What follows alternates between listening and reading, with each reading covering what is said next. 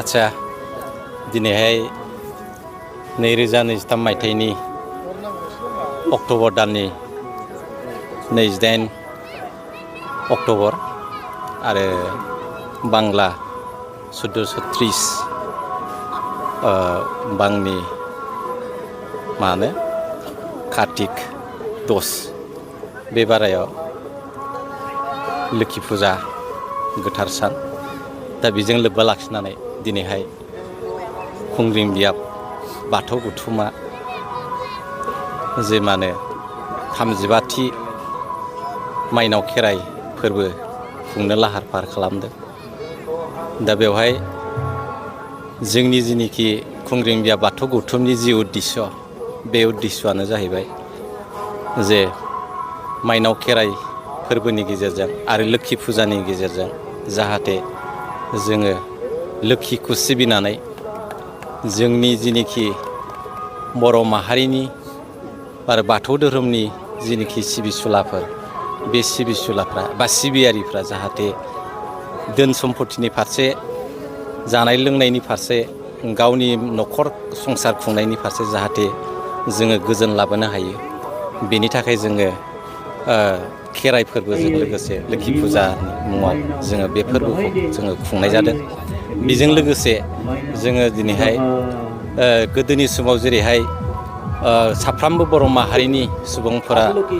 बाथौ धर्मनि गेजेराव बा बाथौ धर्मनि सिबियारिफोरमोन बे हिसाबै जोङो जाहाथे साफ्रोमबो बर' माहारिनि मानसि सुबुंफोरखौ जाहाथे जोङो बाथौ धर्मआव लाबोफिननो हायो। गुबुन गुबुन धोरोमाव थायालासे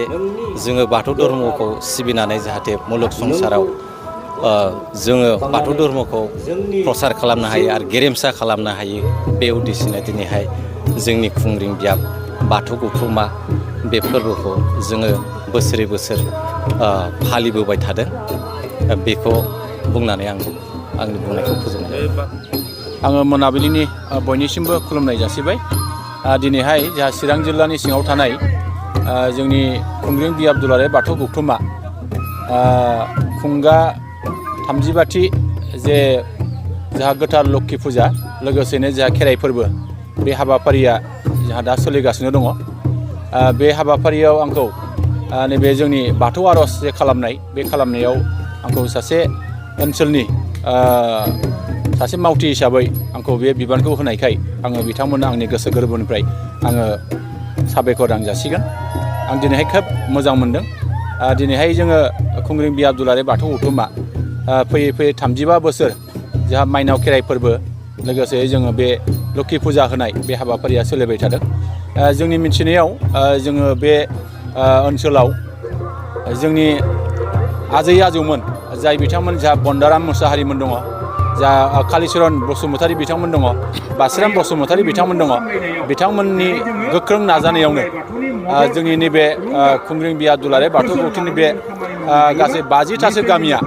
थांनाय 1962 मायथाइनिफ्रायनो बे खेराइ फोरबोखौ खुंबाय थादों होननानै जों मिथिदों। आरो बे खेराइ फोरबोनि गेजेरजोंनो बे ओनसोलाव जोंहा 90% जोंनि बाथौआरि सुबुंफ्रा बे जायगायाव रायजो जानानै दङ। आरो बे खेराइ फोरबोनि गेजेरजोंनो जोंनि बोसोराव जेखिनि जोंहा आबाद मावो बे आबाद मावनाया जाहाथे मोजाङै जों फिथाइ मोननो हायो, जाहाथे मिथिंगानि जे जाब्रबथाय मिथिंगानि खैफोदाव जाहाथे जोंनि आबाद मावनाया जाहाथे जेबो जाहाथे गाज्रि मोनसे थासारिजों मोगा मोगि जानाङा बे बाथ्राफोरखौ जोङो जोंनि नैबे दिनैनि खेराइ फोरबोनि गेजेरजों जोङो बिमा माइनावनाव बा जोंनि नैबे गुबुन गुबुन माखासे जोंहा जोंनि जे सिबियारिफोर दङ, जा फुजियारिफोर दङ, दा बिथांमोननि गेजेरजों जों निस्सय माबा मोनसे जोंनि इयुन संसार जानायाव जाहाथे जोङो बेबादि रैखा मोननो हायो बे बाथ्राखौ जोङो बिथांमोननि गेजेरजों जों बेखौनो जोङो सिगांदोङो। आरो जोङो बेखौनो बुंनांगोन जोंहा बर'नि गोबां माखासे आसार खान्थिफोर दङ आरो गोबां जोंनि बर' हारिनि जे थांनानै थानायनि जे गोजोर मोनसे थासारि बे थासारिया जोंहा नैबे खेराइ फोरबोनि गेजेरजों जोङो नुनो मोनो। आरो आसा खालामो बे खेराइ फोरबोनि गेजेरजोंनो